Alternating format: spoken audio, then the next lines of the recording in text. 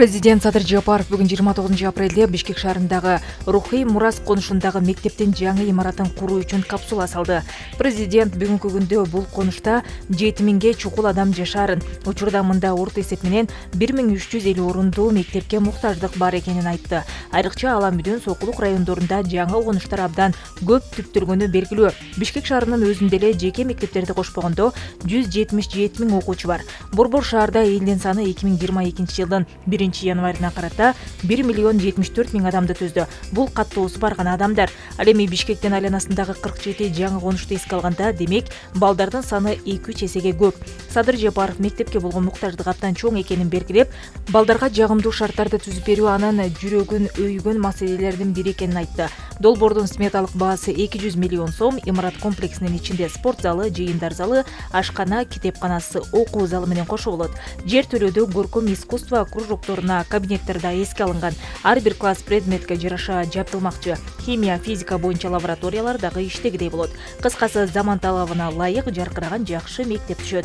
Сөзүнүн соңунда президент Садыр Жапаров өзүндө мектептин ачылышы менен куттуктоо үчүн бул конушка кайра келерин кошумчалады. Учурдан пайдаланып жергиликтүү тургундар мамлекет башчысына пенсияны жогорготуу, электр энергиясы менен үзгүлтүксүз камсыздоо, жерлерди трансформациялоо жана укук берүүчү документтерди алууга байланышкан бир катар суроолорун узатышты. Президент Садыр Жапаров мамлекеттик органдардын жетекчилерине конуш тургундары айткан маселелерди чечүү боюнча бир катар тийиштүү тапшырмаларды берди. Рухий Мурас жаңы конушунун урматтуу жашоочулары, кадырлуу кала тургундары. Бүгүн сиздердин конушка жакшы саамалык менен келип, жаңы мектептин пайдубалын түптөп, мезгил кутучасын салууга чогулуп отурабыз. Сиздердин конуш 2005 жылы түптөлгөн экен. Ошондогу жаңы төрөлгөн балдар мына быйыл 17ге чыгышты. Ошол балдардын баары шаардын ар кайсы жерине барып окуганга аргасыз болуп келди. Айрым ата-энелер балдары мектепке барып келгиче сарсанаа тартып, азап чегишсе, айрымдары балдарын мектептерине өздөрү ташып, убара болуп келишкени талашсыз. Убакыттар өтүп, орночо калып калган конушуңарда бүгүнкү күндө 7000ге чукул адам жашайт экен. Демек, учурда сиздердин конушта орто эсеп менен 1350 орунду мектепке муктаждык бар. Бүгүн биз дал ушул маселени чечели деп келип отурабыз. Бул иш-чара сиздер үчүн дагы, биз үчүн дагы албетте чоң кубаныч. Биринчиден, балдарыбыз үчүн шарт түзүлүп жатат. Буюрса, мындан ары балдардын баары өзүңүздөрдүн мектептен билим алып калышат. Убаракерчилик жоюлуп, жол киреге кеткен каражатыңар дагы үнөмдөлөт. Мына Бишкек мэриясы күзгө чейин бүтүрүүгө бардык аракеттерди жумшайбыз деп убадасын берип жатат. Курулушту өзүм да көзөмөлгө аламын. Сентябрдын 15-inde балдар окууга жерге киргизилет.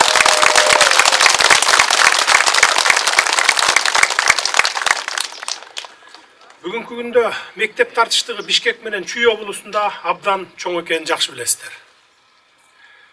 Ички миграциядан улам балдарды мектептерге жайгаштырууда оорчулук дал ушул аймакка түштү. Айрыкча Ала Мүдүн, Сокулук райондорунда жаңы конуштар абдан көп түптөлгөнү белгилүү.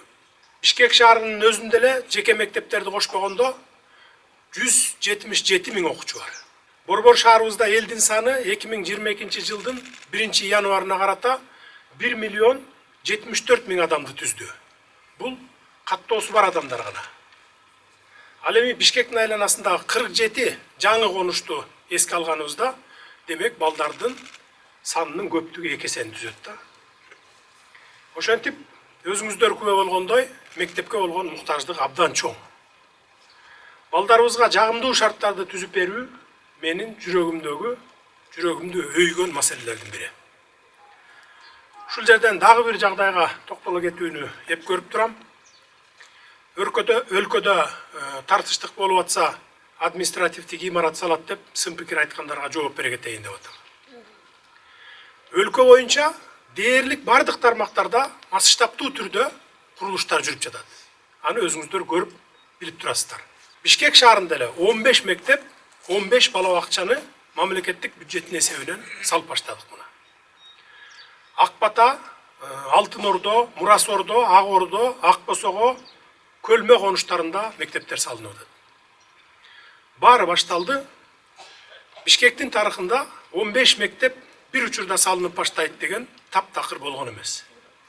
15 мектеп, 5 бала бакча. Буга биз мэр жаңылып калды, кичине 1,5 миллиард акча бөлүндү. 2,5 миллиард сомдон ашык акча каражатын бөлүп берди. Мектептердин ар бир квадрат метрин $650 салып жатабыз. Буга чейин ар бир квадрат метрин $820 салып келишкен. Акыркы 10 жылда республика боюнча канча мектептер курулган болсо, ар бир квадрат метринен $170 кемитип коюңуздар, канча сумма чыгат экен? $100 миллион чыгат. Эгер 300 мектеп салынган болсо, $200 миллион ортодо желип кеткен деген сөз да. Анын баарын жеп жүрүшкөн да. Эгерде ошол жебей бүгүнкү күндө 650дөн сала турган болсо, дагы 200 мектеп түшүп калмакта. Жалпы республика боюнча. Жалпы өлкө боюнча айрым айылдарда абдан эскилиги жеткен социалдык имараттар дагы деле бар. Аны моюнга алышыбыз керек. Алардын баарын тактап чыгууга мен тапшырма бергенмин. Госстрой иштеп атат бул боюнча, архитектор и администрация болуп. Алып келет, Кудай буйрса, жакынкы 3-4 жылдын ичинде бүт Кыргызстан боюнча мектептерди, социалдык объектилердин бардыгын жаңыртабыз.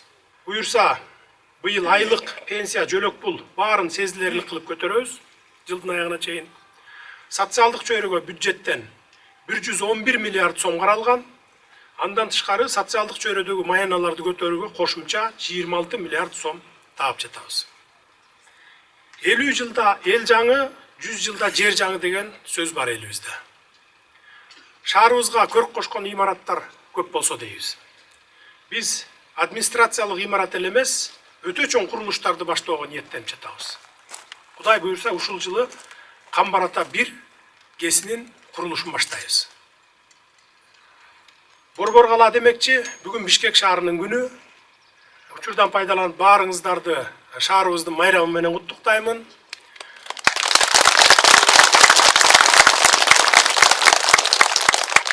Ал эми сиздердин конушта курула турган мектеп боюнча айта турган болсом, бул билим уясы жер төлөсү менен 3 кабаттуу имарат болуп салынат. Наркы 200 миллион сом. Урматтуу мекендештер, ушул жерден сиздерге бир нерсе айта кетейин. Мектеп менен мугалимден акча аяган мамлекет акчасын түрмөлөрдү салганга жумшап калат дейт. Биздин башкы максатыбыз балдарыбыздын коопсуздугу, аларга татыктуу билим берүү болуп саналат. Ошондуктан мындан ары акчабыздын көпчүлүк бөлүгүн мектептер менен мугалимдерге жумшайбыз.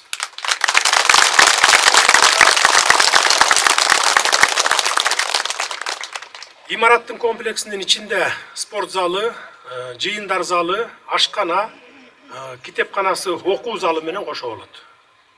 Жер төлөдө көркөм искусство кружокторуна кабинеттер да эске алынган. Ар бир класс предметке жараша жабдылат. Химия, физика боюнча лабораториялардагы иштегидей кылабыз. Кыскасы, заман талабына ылайык жаркыраган жакшы мектеп түшөт. Буйрса, күзүндө ушул мектептин ачылышы менен куттуктап, дагы бир жолу келип кетели. Ак жолкой мектептерден болсун, жамы Кыргыз журтуна дүйнөгө төбөсү көрүнгөн балдар чыксын.